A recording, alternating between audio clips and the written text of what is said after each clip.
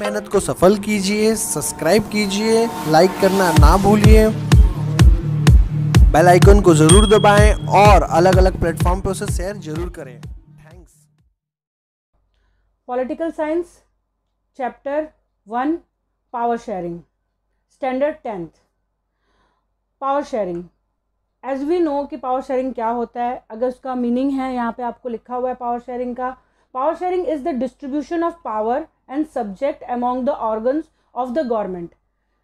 Power sharing एक ऐसी चीज़ होती है जो पावर जो गवर्नमेंट के पास होती है, डिफरेंट ऑर्गन्स में वो लोग क्या करते हैं, डिस्ट्रीब्यूट करते हैं। जैसे कि आपको पता है legislatures, executive, judiciary. It is an intelligent step to ensure the stability of political order. और ऐसा माना जाता है पॉलिटिकल फील्ड में कि ये एक इंटेलिजेंट स्टेप है, जिससे क्या होता है कि आपको आपकी जो गवर्नमेंट है उसके जो पावर्स है ना उसको 3 वेज में डिवाइड कर दिया जाए। तो this is the meaning. Power sharing का मीनिंग जो है is the distribution of power subject among the organs of the government like a legislature, executive and judiciary. This is the meaning of power sharing. ठीक है, already overview क्या है इस chapter का। With this chapter we resume the tour of democracy. इस chapter के through आपने जो डेमोक्रेसी का जो पहले जो पढ़ चुके हो उसी के बारे में आप फिर से पढ़ोगे। That we started last year, जो लास्ट ईयर आपने पढ़ा था 9th में, वैसे ही कंटिन्यू करेंगे। We noted last year that in democracy all power does not rest with any one organ of the state. मतलब एक ही ऑर्गन जो है स्टेट का उसमें नहीं होता है। An intelligent sharing of power among legislature, executive and judiciary. और सबसे इंपॉर्टेंट क्या होता है कि पावर को डिवाइड कर दो 3 वेज में, legislature, executive and judiciary is a very important to design of a democracy. और ये बहुत इंपॉर्टेंट होता है किसी भी डेमोक्रेसी को डिज़ाइन करने में। In this and the next 2 chapter we carry the idea of power sharing. हम ये वाले चैप्टर में तो पढ़ेंगे ही पावर शेयरिंग को, और दूसरा जो चैप्टर है इसके बाद वाला उसमें भी हम पावर शेयरिंग के बारे में ही बात करेंगे। We start with 2 stories from Belgium and Sri Lanka. और ये जो चैप्टर है उसमें हम स्टार्ट करेंगे, 2 स्टोरीज आपको शेयर किया जाएगा जिसमें आपको पावर शेयरिंग के बारे में पता चलेगा। Both the stories are about how democracy handle demand of power sharing. और ये दोनों चैप्टर के अंदर आपको पता चलेगा कि कैसे जो डेमोक्रेसी है वो हैंडल करती है पावर शेयरिंग को। द स्टोरी यल्ड मीन्स होता है प्रोड्यूस और प्रोवाइड। ठीक है, यल्ड मीन्स होता है प्रोड्यूस और provide. The story yield some general conclusion means होता है द एंड। और स्टोरी में आपको कुछ कंक्लूजन्स दिए जाएंगे, एंड्स दिए जाएंगे about the need for power sharing in democracy. क्यों जरूरी है पावर शेयरिंग डेमोक्रेसी में। This allow us to discuss various form of power sharing. और ये आपको अलाउ करेगी कि कितने सारे वेज हैं पावर शेयरिंग के। That will be taken up in the following 2 chapter. और ये दोनों चैप्टर के अंदर आपको सीखने को मिलेगा कि पावर शेयरिंग क्यों डेमोक्रेसी के लिए बहुत इंपॉर्टेंट होता है। नेक्स्ट टॉपिक है हमारा बेल्जियम एंड श्रीलंका। जैसे कि ओवरव्यू में आपने पढ़ा था कि हम इस चैप्टर के अंदर डिस्कस करेंगे कि बेल्जियम और श्रीलंका में डेमोक्रेसी का मतलब क्या है। ठीक है, Belgium is a small country in Europe. Belgium एक बहुत छोटी सी कंट्री है यूरोप में, smaller in area than the state of Haryana. वो एरिया वाइज हरियाणा से भी छोटा है। It has a border with France and the Netherland and Germany and Luxembourg. और इसका जो बॉर्डर है वो किससे वो शेयर करता है, नीदरलैंड से, फ्रांस से, जर्मनी से एंड लुक्सबर्ग से। It has a population of little over 1 crore. इसकी जो पॉपुलेशन है वो भी 1 करोड़ के आसपास है। About half the population of Haryana, जो हरियाणा के हाफ पॉपुलेशन से है। द एथनिक कॉम्पोजिशन मीन्स होता है, you can write the meaning here, the nature of something's ingredient or constitute the way in which a whole or mixture is made.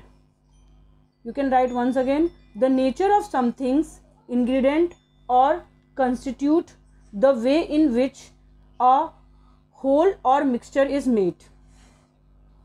The ethnic composition of this small country is very complex.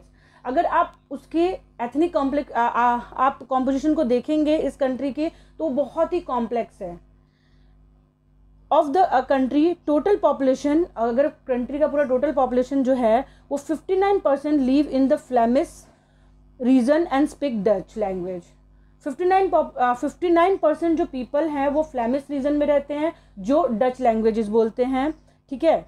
And another 40% people live in the Wallonia region and speak French, और another 40% जो people हैं वो वैलोनिया language बोलते हैं, वैलोनिया reason में रहते हैं और वो जो है वो फ्रेंच लैंग्वेज बोलते हैं।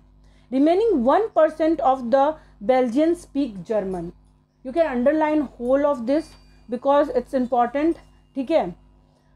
और रिमेनिंग 1% ही पीपल हैं जो बेल्जियन स्पीक करते हैं, जर्मन है जो, इन the capital city of Brussels, और वो जो रहते हैं, बेल्जियम का जो कैपिटल सिटी है वो ब्रुसेल है। 80% people speak French while 20% are Dutch speaking. वैसे ही अगर ब्रुसेल में चला जाया जाएगा, वहाँ पे 80% जो पीपल हैं वो फ्रेंच लैंग्वेज बोलते हैं और 20% पीपल जो हैं वो डच स्पीकिंग बोलते हैं। जैसे कि कंट्री के अंदर ज़्यादा मेजॉरिटी जो है वो डच स्पीकिंग पीपल का है और फ्रेंच जो है वो माइनॉरिटी में है, पर ब्रुसेल में जो है वहाँ पे फ्रेंच जो है वो मेजॉरिटी में है और जो डच जो है वो माइनॉरिटी में है। समझ में आया? The minority French speaking community was relatively rich and powerful. और वैसे अगर देखा जाए तो जो माइनॉरिटी फ्रेंच स्पीकिंग कम्युनिटी है वो बहुत ही रिच है और पावरफुल है। This was resented. Resented means होता है फील बिटरनेस। फील बिटरनेस, यहाँ पे आपको मीनिंग है, you can write the meaning. Feel bitterness by the Dutch speaking community who got the benefit of economic development. और जिसकी वजह से फ्रेंच और जो डच है उनमें बिटरनेस आ जाती है, क्योंकि ज़्यादातर जो डच स्पीकिंग पीपल हैं उनको इकोनॉमिक डेवलपमेंट का फ़ायदा मिलता है and education much later. This lead to be tension between the Dutch speaking and French speaking community. अब इसकी वजह से क्या होता है कि दो जो ग्रुप है, जो डच स्पीकिंग पीपल हैं और जो फ्रेंच स्पीकिंग पीपल हैं, उनके बीच में डिफरेंसेस हो जाते हैं। During the 1950s and 1916, you can underline this year, the tension between the two community was more acute. Acute means होता है understanding. Acute means होता है understanding in Brussels. 1950 और 1960 में जो टेंशन था ना इस दोनों कम्युनिटी के बीच में, फ्रेंच और डच में, वो बहुत ज़्यादा हो गया था।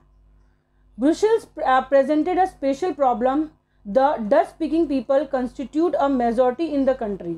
और जो ब्रुसेल्स थे, जो डच स्पीकिंग पीपल थे वो ज़्यादा थे कंट्री में, but a minority in the capital, पर कैपिटल में वो कम थे।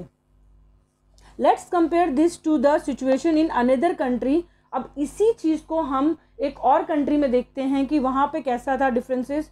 Sri Lanka is an island nation, as we know that कि श्रीलंका एक आइलैंड नेशन है, just a few kilometre off the southern coast of Tamil Nadu. और ये साउथर्न कोस्ट से तमिलनाडु के बहुत फ्यू किलोमीटर ही दूर है।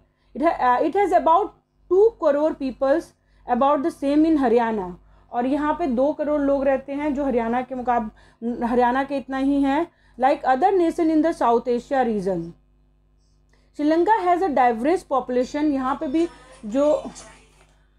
भी जो पॉपुलेशन है वो बहुत ही डाइवर्स है। The major social group are the Sinhala speaker. यहाँ पे जो सबसे बड़ा ग्रुप है वो क्या है? सिन्हाल स्पीकर्स हैं, 74%। यहाँ पे जो आबादी है सिन्हाल्स की वो 74% है। एंड द तमिल स्पीकर्स 18%, और तमिल स्पीकर्स जो हैं वो 18% है। अमॉन्ग तमिल देयर आर 2 सब ग्रुप। तमिल के अंदर भी 2 ग्रुप्स हैं। Tamil native of the country,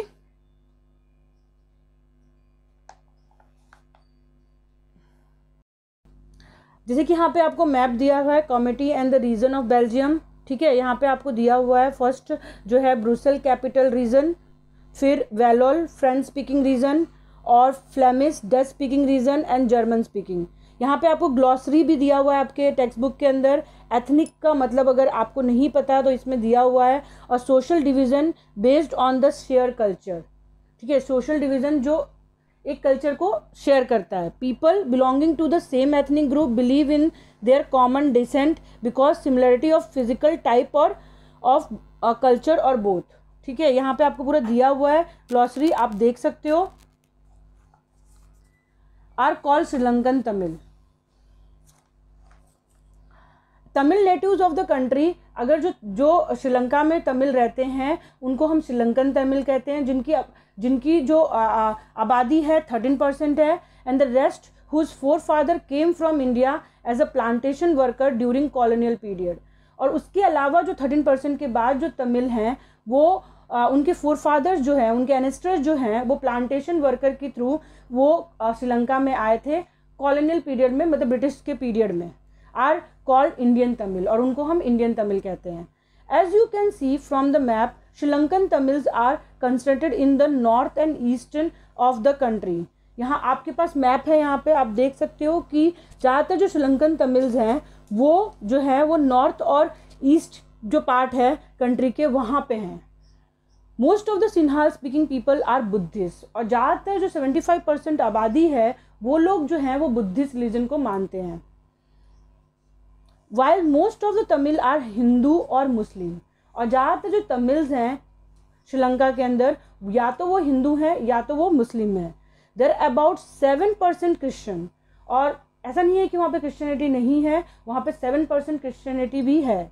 who are both Tamil and Sinhala, जो वो दोनों डिस्ट्रीब्यूटेड है, सिन्हाल ग्रुप में भी और तमिल ग्रुप में भी। Just imagine what could happen in situation like this.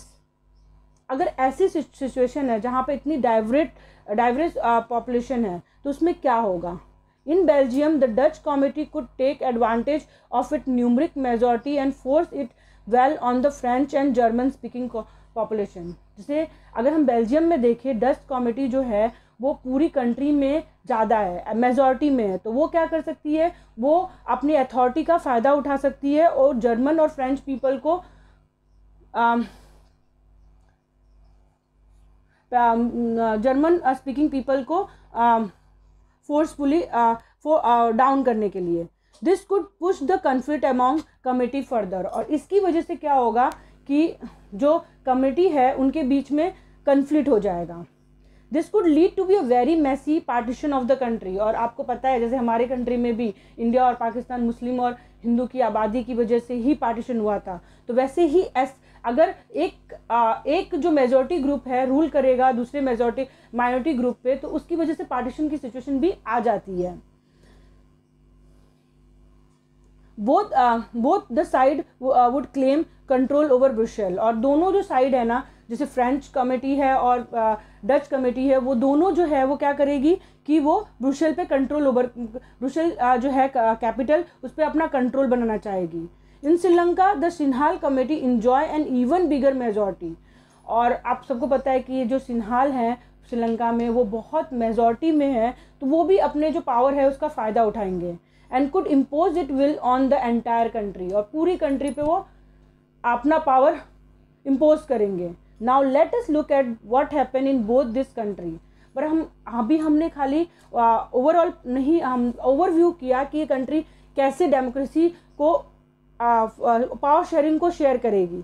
अब हम प्रॉपरली देखते हैं कि ये सब जो कंट्रियां हैं उन्होंने कैसे पावर शेयरिंग की।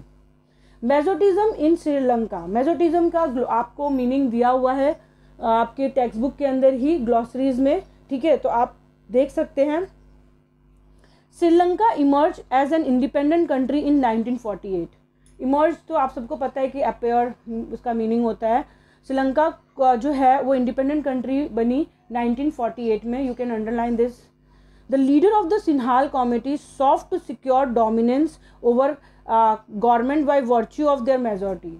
तो जैसे ही श्रीलंका 1948 में इंडिपेंडेंट कंट्री बनी, वैसे ही क्या हुआ कि जो सिन्हाल कमेटी थी उन्होंने पावर लेने की कोशिश की।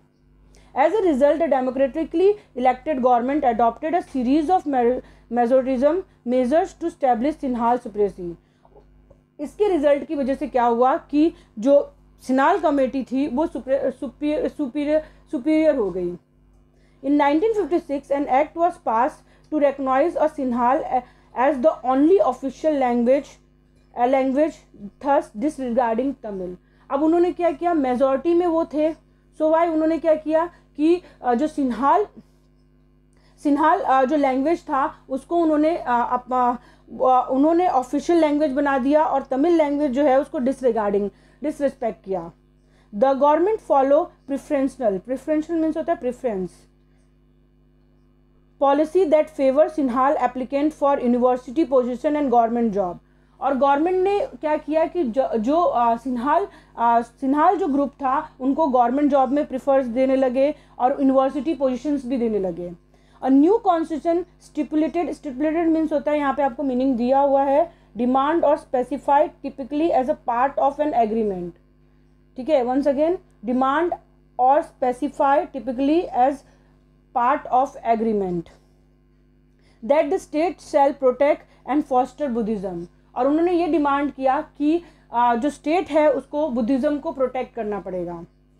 All these government measures coming one after the other gradually increase the feeling of alienations. Alienation means होता है, यहाँ पे आपको मीनिंग दिया हुआ है, the transfer of the ownership of property and rights. Once again, the transfer of the ownership of property or right. All these government measures coming one after the other gradually increase the feeling of alienation among the Sri Lankan Tamil.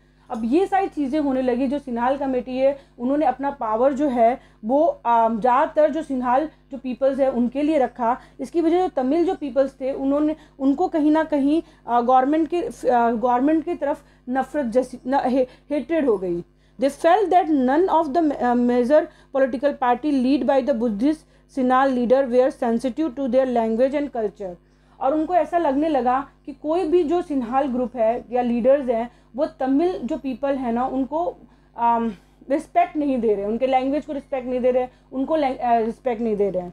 They felt that a constitution and government policy denied them equal political right. और वो ये भी मानने लगे कि उनके साथ inequality होने लगी, उन्हें पॉलिटिकल राइट्स नहीं मिल रहे, डिस्क्रिमिनेशन होने लगे against them and getting job and other opportunity and ignore their interest. और उनको ऐसा लगने लगा कि उनके जो इंटरेस्ट है ना उनको प्रॉपरली गवर्नमेंट नहीं देख रही है, खाली वो सिन्हाल जो ग्रुप है उनको ही इम्पोर्टेंस देते हैं। जैसे कि हमारे कंट्री में नाउ डेज है कि मतलब हम हिंदुज़म को ऐसा माना जाता है कि हिंदुज़म को हम ज़्यादा फेवर कर रहे हैं एज़ कम्पेयर टू मुस्लिम और अदर रिलीजियन। तो वैसे ही वहाँ पे भी ये चीज़ें हो रही थी कि बुद्धिज़्म को ज़्यादा फेवर मिल रहा था, सिन्हाल ग्रुप को ज़्यादा फेवर मिल रहा था as compared to Tamil groups को।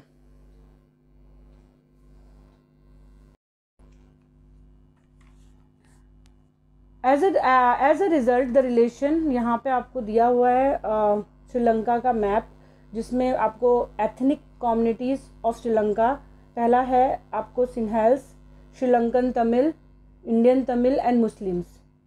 आपको मैप के अंदर आपको पता चल जाएगा कि वो कहाँ पे कौन कौन सा ग्रुप बिलोंग करता है।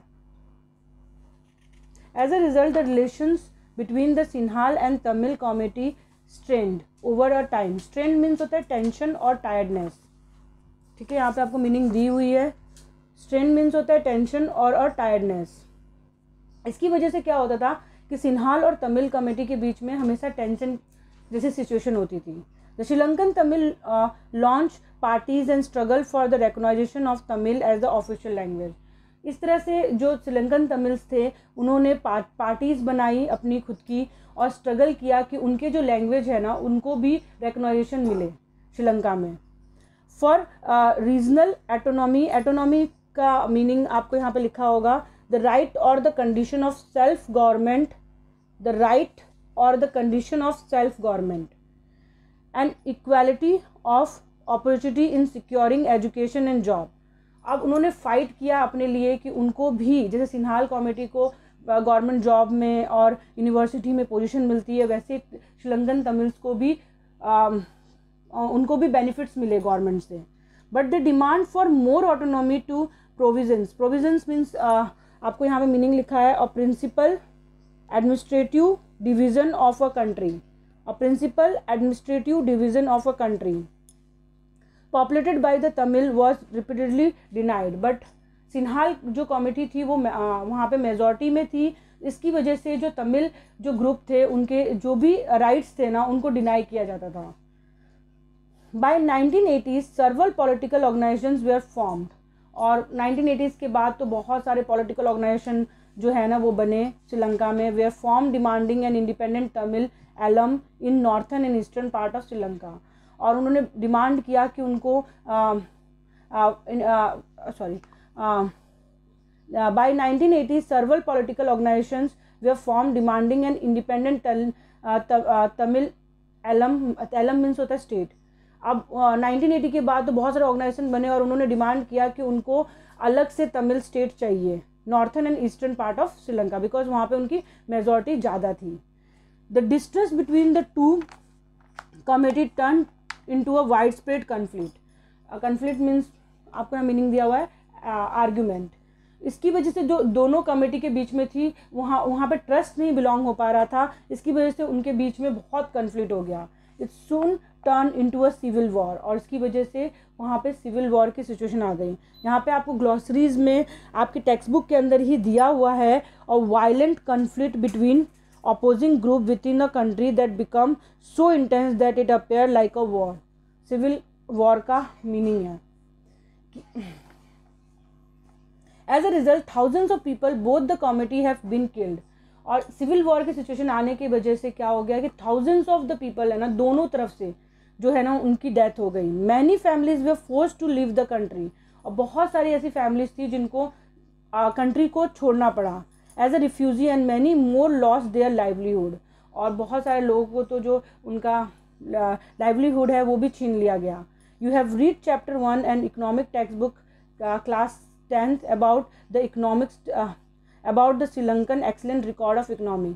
हम चैप्टर 1 में पढ़ेंगे इकोनॉमिक्स में ही कि कैसे उन्होंने अपना जो इकोनॉमी है उसको अच्छा किया, development, education, health. But the civil war has cause a terrible setback to the social, culture and economic life of the country. Underline कर सकते हो आप ये पूरा। इसकी वजह से सिविल वॉर जो है वो कंट्री को किस तरह से, सिविल वॉर की वजह से उनकी social life, cultural life and economical ये कंट्री कैसे पूरी तरह से बर्बाद हो गई।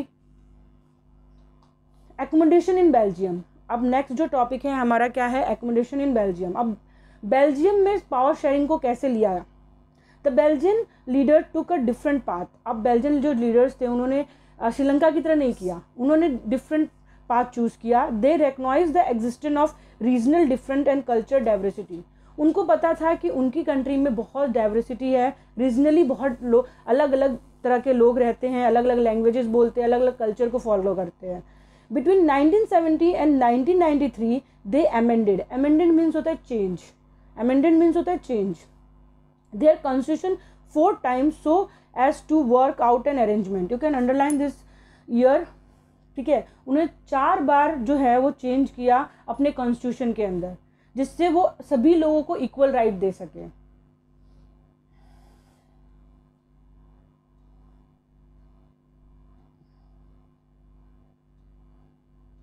The arrangement between 1970 and 1993 they amended their constitution 4 times so as to work out an arrangement that country enable everyone to live together within the same country।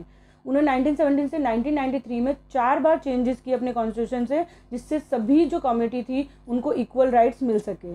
The arrangement they work out is different from any other country and it was very innovative.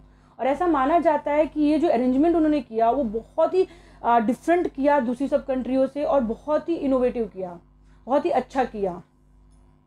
Hair are some of the element of Belgian model. यहाँ पे कुछ elements हैं आपको point wise दिए गए हैं जो Belgian model में उनके कॉन्स्टिट्यूशन में थे।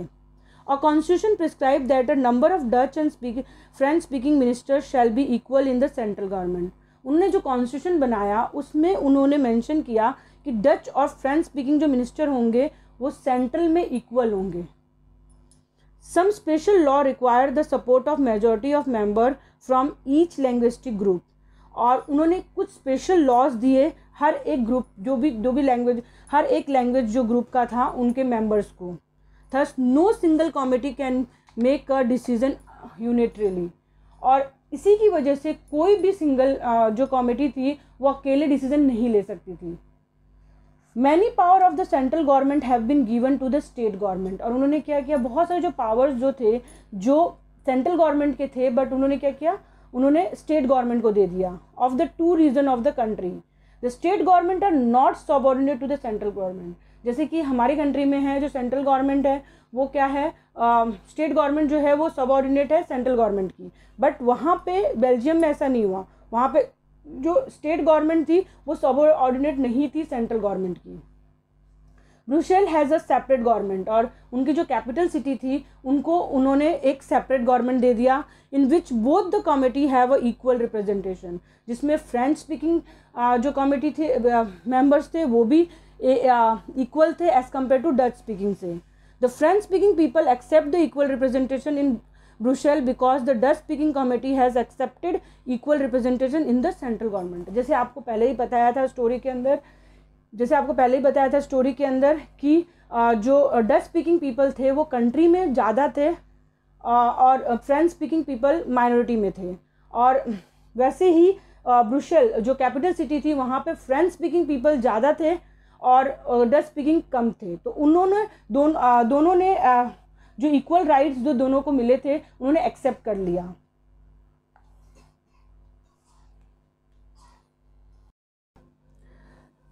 Apart from the central and the state government there is an third kind of government. उन्होंने क्या किया कि सेंट्रल और स्टेट गवर्नमेंट के अलावा उन्होंने एक और गवर्नमेंट बनाई, दिस कम्युनिटी गवर्नमेंट, और उसका नाम उन्होंने कम्युनिटी गवर्नमेंट दिया। Is elected by the people belonging to one language community, और उनमें खाली एक ही वो पीपल इलेक्ट होते थे जो एक ही ग्रुप से बिलोंग करते थे, Dutch, French and German speaking, no matter where they live, और वो कहाँ से बिलोंग करते हैं, कहाँ रहते हैं, उससे उनको कोई मतलब नहीं था।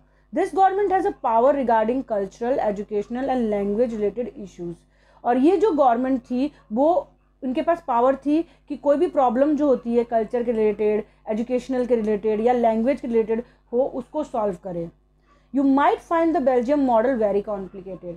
अगर हम देखें तो सबको पावर दे देना, फिर सबके साथ वर्कआउट कराना, ये सब मतलब पूरी पावर को एक साथ मिलाकर चलाना अलग अलग कमेटी के माइंड सेटअप से, ये बहुत डिफ़िकल्ट लगता है, कॉम्प्लिकेटेड लगता है और बहुत डिफ़िकल्ट लगता है। It indeed a very complicated, हाँ वो कॉम्प्लिकेटेड है, even for people living in Belgium, even Belgium के जो पीपल हैं उनके लिए भी कॉम्प्लिकेटेड है, but this arrangement have work well as far, पर उनकी कंट्री के लिए ये जो अरेंजमेंट है वो अभी तक बहुत अच्छे से काम कर रहा है।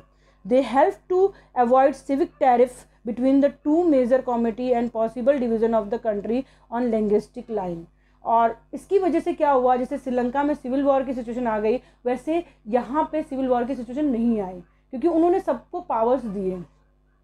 When many country of Europe came together to form the European Union, जब सारी कंट्रियों ने यूरोपियन यूनियन का डिसीजन लिया कि उनको एक यूरोपियन यूनियन बनाना चाहिए, तो उन्होंने Brussels was chosen at headquarter, और ब्रुसेल्स जो था बेल्जियम का उसको हेडक्वार्टर चूज किया। What do we learn from this two story of Belgium and Sri Lanka. ठीक है, हमने क्या देखा कि ये दो स्टोरीज जो थी बेल्जियम और श्रीलंका में, हमने क्या देखा, बोथ आर द डेमोक्रेसी, दोनों नो डाउट दोनों जो कंट्री है वो डेमोक्रेसी है, yet they deal with a question of power sharing differently. पर जहाँ पे श्रीलंका में पावर शेयरिंग एक मेजॉरिटी ग्रुप के पास है, वहीं पे बेल्जियम में उन्होंने डिवाइड कर दिया power. In Belgium, the leaders have realized that the unity of the country is possible only by respecting the feeling of interest of different community and region। जहाँ के बेल्जियम के जो लीडर्स हैं उनको ये लगा कि सारी कम्युनिटी को लेकर एक साथ चलना चाहिए, सारे पावर्स को शेयर करना चाहिए।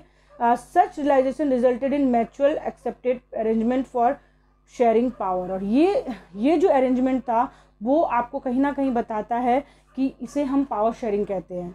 श्रीलंका शोज अस अ कॉन्ट्रास्टिंग एग्जाम्पल, कॉन्ट्रास्टिंग मीन्स होता है अपोजिट, पर बेल्जियम के उल्टे जो श्रीलंका था उन्होंने एक अलग एग्जाम्पल दिया।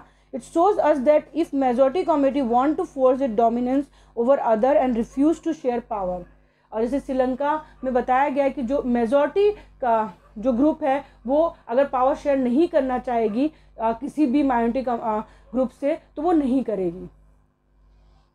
इट कैन अंडरमाइन मीन्स होता है, यहाँ पे आपको मीनिंग दिया हुआ है, Erode the foundation the unity of country. और अगर आप किसी को अपनी पावर शेयर नहीं करोगे, इसकी वजह से क्या होगा कि जो आपका फाउंडेशन है किसी भी कंट्री का वो क्या हो जाएगा, पूरी तरह से खराब हो जाएगा। Why power sharing is desirable, why power sharing is desirable. Next topic है आपका डिजायरेबल मीन्स होता है अट्रैक्टिव या यूजफुल और नेसेसरी, ठीक है। Thus, two different set of reason can be given in favor of power sharing. Firstly, power sharing is a good because it helps to reduce the possibility of conflict between social group. Power sharing इसलिए भी अच्छा होता है कि जो conflicts होते हैं, agreement, जो आर्ग्यूमेंट्स होते हैं 2-3 सोशल ग्रुप के बीच में वो नहीं हो पाता है अगर पावर शेयरिंग होगी तो। Since social conflict often lead to be a violence and political instability. Instability means होता है, यहाँ पे आपको मीनिंग दिया हुआ है unstable. Power sharing is good way to ensure the stability of political order. और पावर शेयरिंग बहुत अच्छा होता है पॉलिटिकल ऑर्डर्स को इम्प्लीमेंट करने के लिए। Imposing the will of majority committee over other may look like an attractive option in the short run, but in the long run it undermines the unity of nation. Tyranny का means होता है cruel, unreasonable use of power or control of the majority is not just oppressive. Oppressive means होता है harsh. Oppressive means होता है harsh for the minority. It often bring ruin the majority as well. अगर आप power sharing नहीं करते हैं और अगर आप मेजॉरिटी ग्रुप जो है वो अपना रूल करती है, तो इसकी वजह से क्या होता है, बहुत ज़्यादा सिचुएशन जो होता है ना वो क्रिटिकल हो जाती है। There is a second deeper reason why power sharing is good for democracy. और सेकेंड बहुत इंपॉर्टेंट रीज़न है किसी भी कंट्री के लिए पावर शेयरिंग के लिए। Power sharing is the very spirit of democracy. और कोई भी कंट्री जो डेमोक्रेटिक कहलाती है उसके लिए पावर शेयरिंग बहुत इंपॉर्टेंट है। Democratic rule involve sharing power with those affected by it exercise and who have to live with an effect. People have a right to be consulted on how they are to be governed. People के पास rights होते हैं कि उनको कैसे अपने आप को कैसी गवर्नमेंट चाहिए, ठीक है। Legitimate government is one where citizen through participation acquire a stake in the system. Let us call the first set of reason prudential. Prudential का आपको ग्लॉसरी दिया हुआ है आपके टेक्स्ट बुक के अंदर ही। And the second moral, while traditional reasons stress that power sharing will bring out better outcome. और second important reason है कि power sharing की वजह से बहुत अच्छा आउटपुट निकल के आता है। moral reason emphasize the very act of power sharing are valuable. और moral reason ये भी है कि power sharing की वजह से क्या होता है कि moral reason emphasize करता है कि जो power sharing होता है उसकी वजह से बहुत valuable बहुत सारी चीज़ें जो होती है वो सॉर्ट आउट हो जाती है किसी भी कमिटी के बिटवीन में। Anita study in the Dutch medium school in the northern region of Belgium. यहाँ पे आपको लेटेस्ट रिवाइज दिया हुआ है। एनिटा एक स्टडी करती है डच मीडियम स्कूल में northern region of Belgium. Many French speaking student in her school want the medium of instruction to be a French. और वहाँ पे बहुत सारे जो फ्रेंच स्पीकिंग स्टूडेंट है वो चाहते हैं कि वहाँ पे जो इंट्रैक्शन का जो मीडियम हो वो फ्रेंच हो। Selvi study in the school in northern region of Sri Lanka. और सेल्वी जो है नॉर्थन रीजन ऑफ श्रीलंका में रहती है। All the student in her school are Tamil speaking and they want the medium of instruction to be Tamil. और वहाँ पे ज़्यादातर जो है तमिल स्पीकिंग बच्चे हैं तो वो चाहते हैं कि जो इंट्रैक्शन का जो मीडियम हो तमिल हो। यहाँ पे क्वेश्चन दिया हुआ है, if the parents of Anita and Selvi were to approach respective. यहाँ पे क्वेश्चन दिया हुआ है, यहाँ पे आप क्वेश्चन दिया हुआ है, parents of Anita and Selvi were to approach representative government to realise the desire of child who is the more likely to be succeed.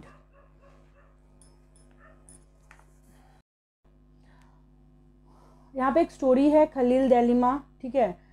As usual Vikram was driving the motorbike under a vow of silence and Betal was the pillion rider. जैसे आपने विक्रम बेताल की जो कहानी सुनी है उसको modern version में यहाँ पे सुनाया गया है कि जो विक्रम है वो ड्राइव कर रहा है, driving the motorbike under the वो ऑफ साइलेंस, वो चुपचाप ड्राइव कर रहा है और बेताल जो है उसके पीछे बैठा हुआ है। As usual Betal started telling Vikram a story. और विक्रम को बेताल एक स्टोरी सुनाता है, keep him awake while driving, जिससे वो जगा रहे ड्राइव के टाइम पे। This time the story went as follow, और इस टाइम पे जो स्टोरी है ऐसे जा रही है. In the city of Beirut there lived a man call Khalil. एक सिटी है बेरूट में जो वहाँ पे एक आदमी रहता है जिसका नाम खलील है. His parents came from a different community, और उसके जो फादर एंड मदर है वो अलग अलग कम्युनिटी से बिलोंग करते हैं. His father was orthodox Christian and mother was Sunni Muslim. उसका जो फादर है वो ऑर्थोडॉक्स क्रिश्चियन है और जो मदर है वो मुस्लिम है, Sunni Muslim. This was not so uncommon in the modern cosmopolitan city. मतलब नाउ डेज तो ये आम सी बात है बड़ी बड़ी सिटीज़ में. People from various community that lived in the Lebanon came to live in the capital Beirut. बहुत सारे जो कम्युनिटी के लोग हैं जो लिबेनन में रहते हैं वो बैरेट में रहने के लिए आते हैं, कैपिटल सिटी है वो. They live together intermingled yet fought a bitter civil war among themselves. और वो एक साथ रहते हैं, intermingled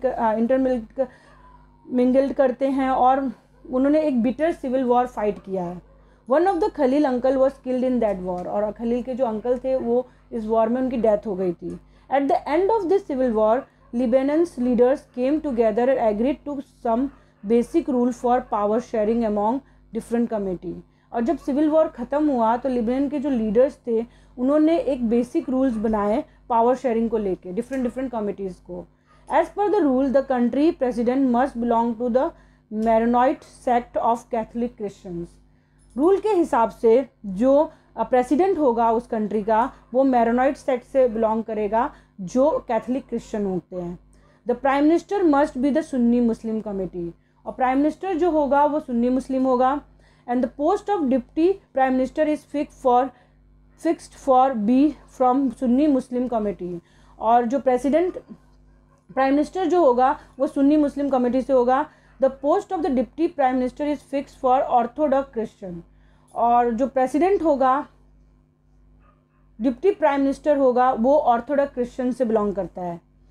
sect and the speaker of the Shia Muslim, और जो स्पीकर होगा वो सिया मुस्लिम से. मतलब अलग अलग जो लेबल्स हैं वो प्रेसिडेंट जो है वो मैरोनाइट सेक्ट कैथलिक क्रिश्चियन होगा, प्राइम मिनिस्टर जो है वो सुन्नी मुस्लिम कम्युनिटी से बिलोंग करेगा, and the post of deputy prime minister is fix for Orthodox Christian sect and the speaker of Shia Muslim, और जो स्पीकर होगा वो सिया मुस्लिम से होगा. Under this pact the Christian agreed not to seek French protection and Muslim agreed not to seek unification with a neighbouring state of Syria.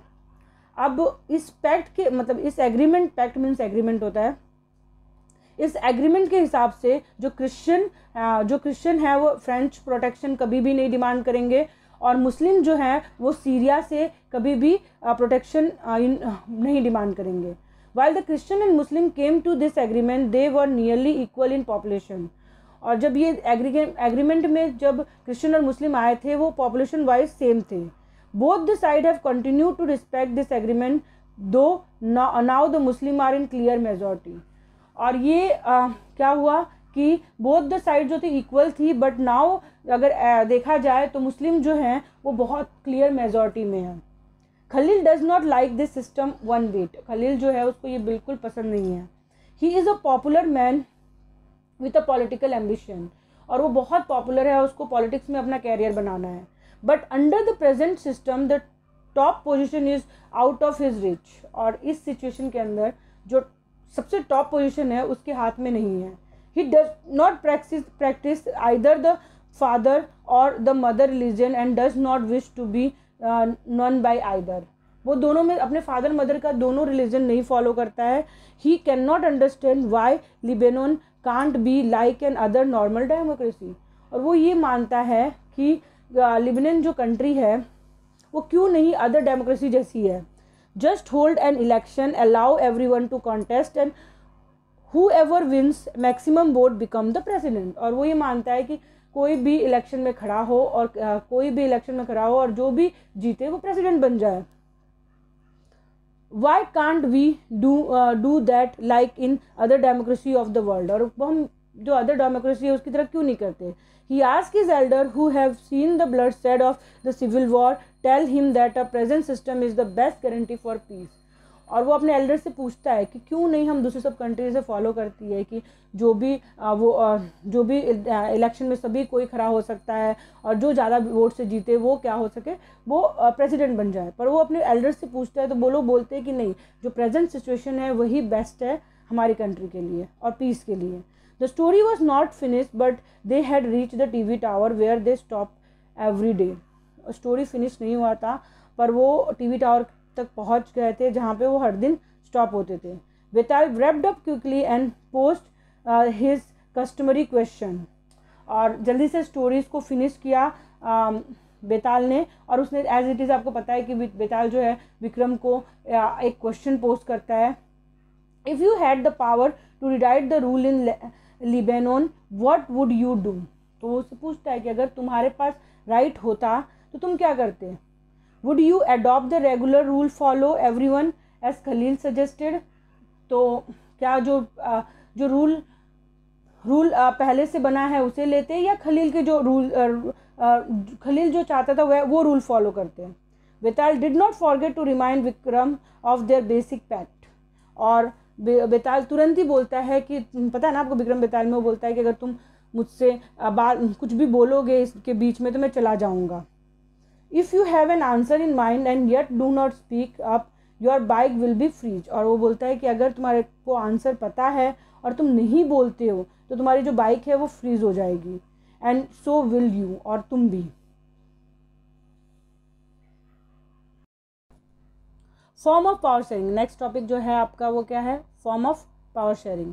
The idea of power sharing has emerge in opposition's of the notions of individual political power. For a long time it was believed that all power of government must reside in one person or group of person located at one place। आपको पता है कि पहले जो था वो ज़्यादातर powers जो होते थे वो एक पर्सन को या ग्रुप ऑफ पर्सनस को दिए जाते थे। It was felt that if the power to decide is dispersed, it would not be possible to take quick decision। और ऐसा माना जाता था कि अगर पावर को शेयर कर दिया जाएगा तो डिसीजन जो होते हैं वो क्विक नहीं ले सकते हैं, एंड टू इन्फोर्स देम, और उसको तुरंत इन्फोर्स भी नहीं कर सकते थे। But this notion have change with the emergence of democracy. पर जैसे जैसे जो डेमोक्रेसी की जो सिचुएशन आई इससे ये जो नोशन है वो चेंज हुआ। On basic principle, democracy is that people are the source of all political power। और डेमोक्रेसी के अंदर जो पीपल हैं उनको माना गया कि वो सोर्स हैं हर एक पॉलिटिकल पावर के। In democracy people rule themselves through institutions of self governance. In good democratic government due respect is given to diverse group and view that exist in society. Everyone has a voice in the shaping of public policies. और good democracy में क्या होता है कि हर एक जो voice है उसको इम्पॉर्टेंस दी जाती है पब्लिक पॉलिसीज़ के लिए।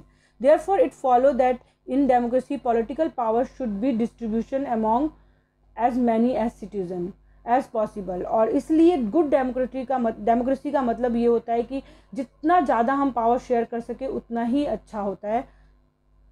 इन modern democracy power sharing arrangement can take many forms. पर मॉडर्न डेमोक्रेसी में पावर शेयरिंग जो अरेंजमेंट है उसके बहुत सारे फॉर्म्स हैं। Let us look at some of the most common arrangement that we have और विल कम अक्रॉस। और हम देखते हैं यहाँ पे कुछ जो इम्पॉर्टेंट कॉमन अरेंजमेंट है जो हम भी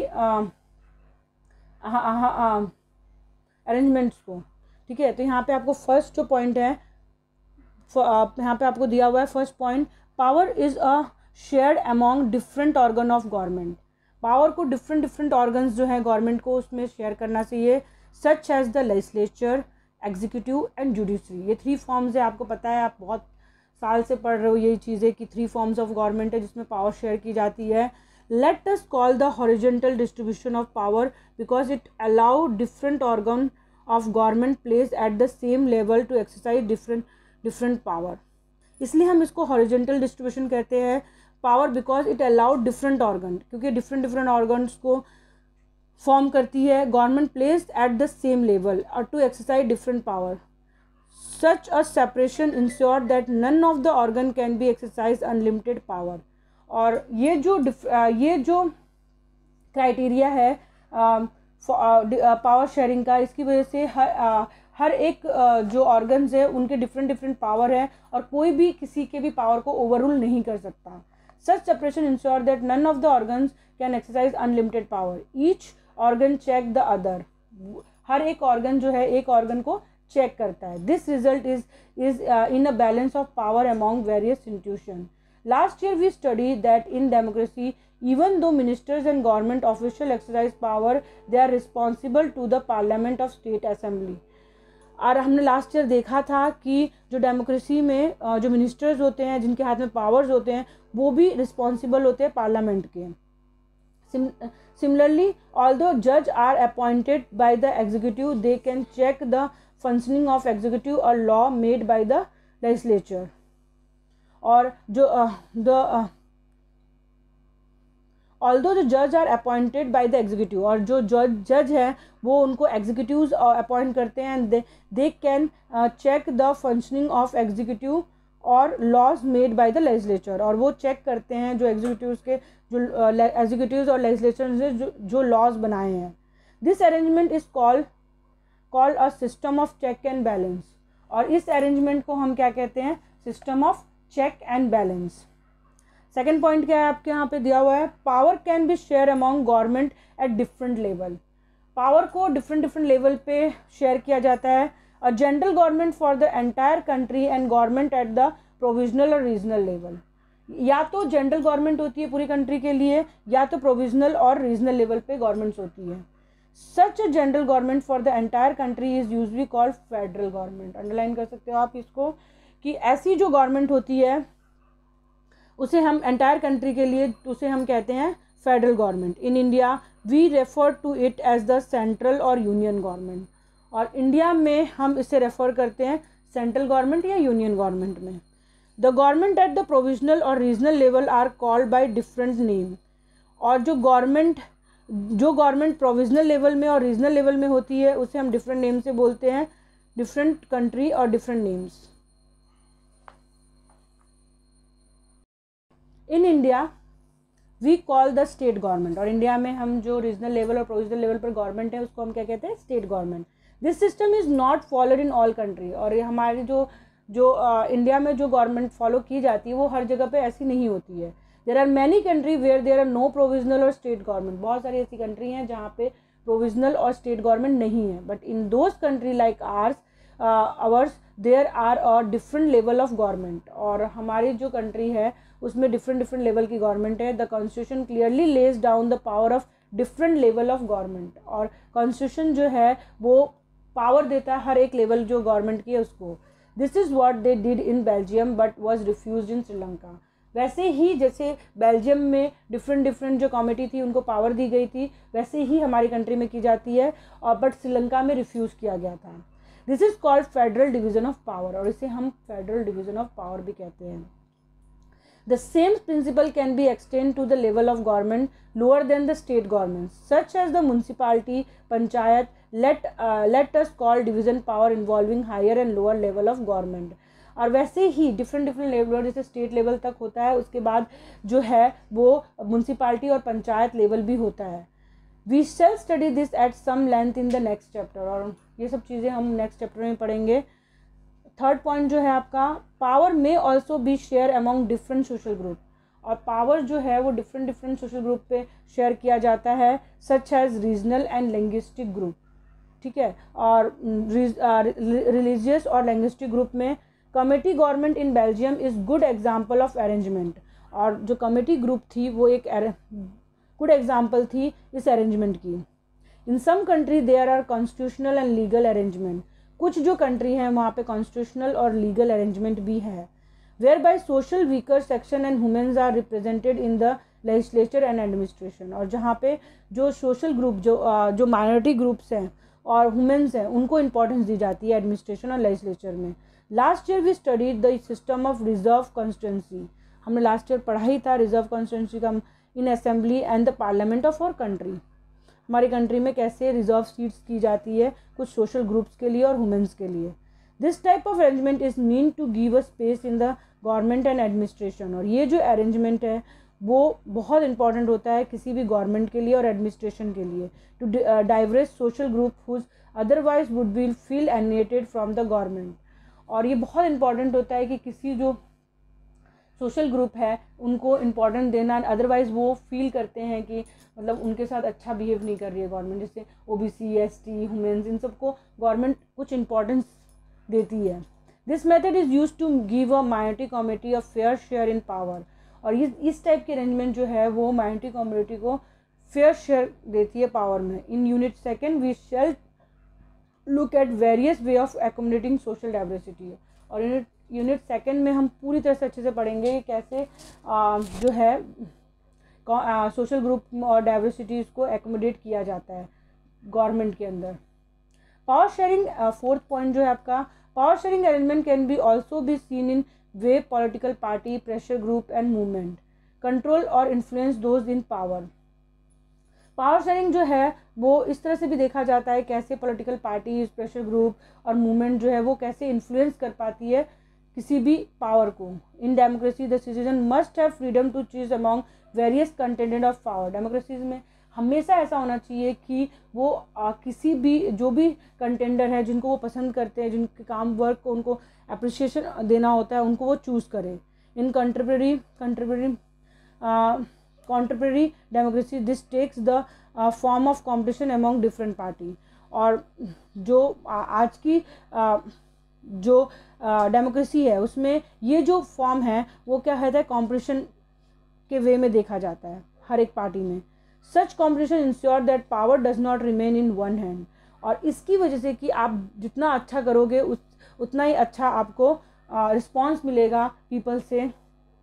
इसी की वजह से ये जो पावर होता है वो एक पर्सन के हाथ में नहीं होता। In the long run power is share among different political party. और बहुत लॉन्ग रन में जो पावर है वो शेयर होता है डिफरेंट पॉलिटिकल पार्टी में that represent different ideology and social group, जो डिफरेंट आइडियोलॉजी और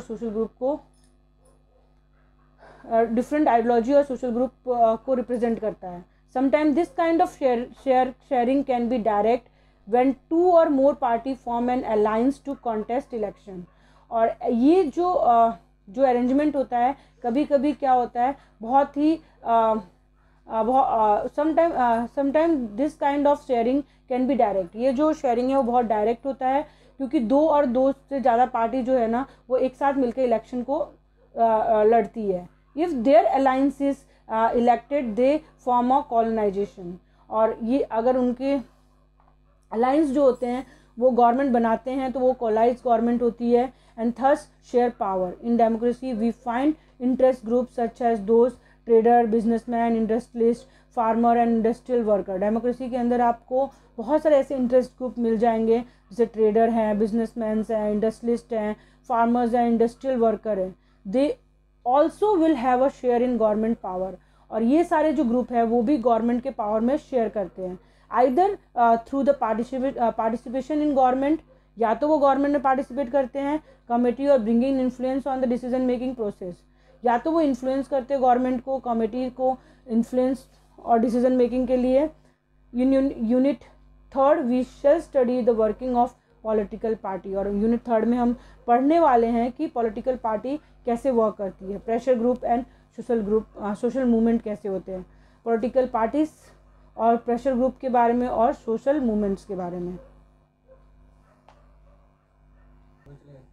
मिलते हैं हम अगले चैप्टर में।